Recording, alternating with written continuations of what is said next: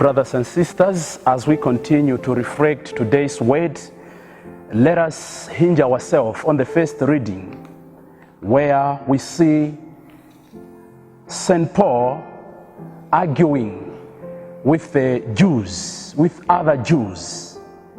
The gist of the story is that, having preached to the Gentiles, some Jews were very uncomfortable with it because they were not in terms with God's governance.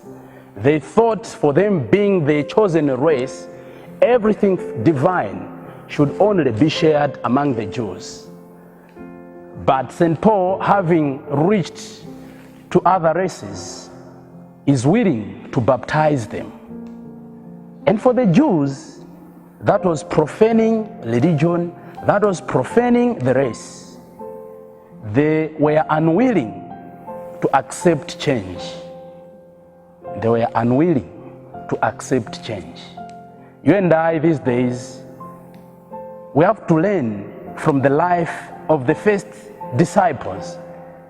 From the life of Paul, he was able to embrace other people. These days, you see nepotism everywhere you go, be it in government, be it in workplaces, be it in the private sector. People are employed, people are given opportunities based from where they are coming from. Secondly, we see the insistence of Paul. He is very bold to say, no, gentlemen, we received the same spirit. The same spirit which is in us is the same spirit which ought to be in these people.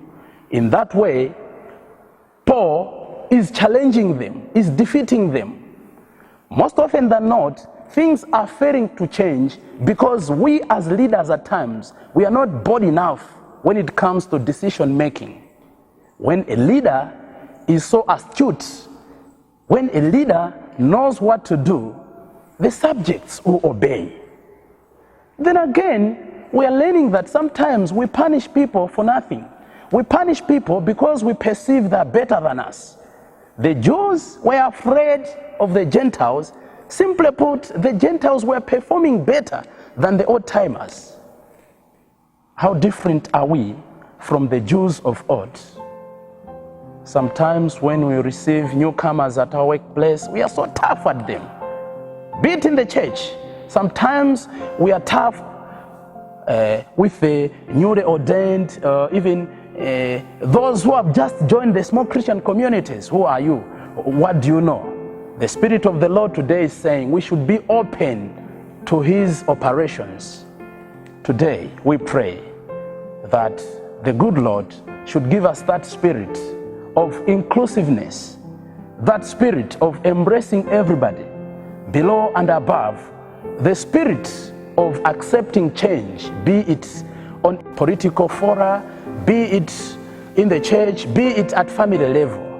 This should be our prayer today and always. I'll finish by saying blood is thicker than water, but in the spirit it should be baptismal water is thinner than blood.